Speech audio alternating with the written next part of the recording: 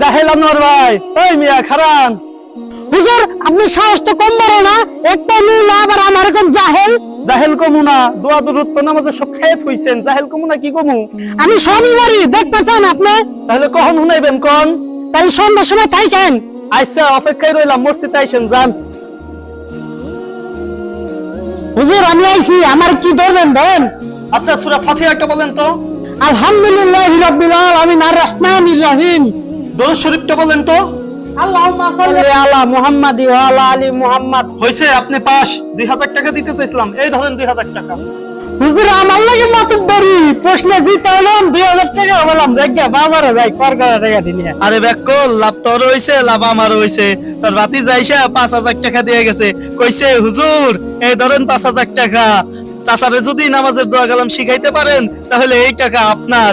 যাক 2000 টাকা তুইও পাইলি, এখন আমিও 3000 টাকা পাইলাম। যাই বাড়িতে যাই, গোস্ত কিনে নিয়ে আয়।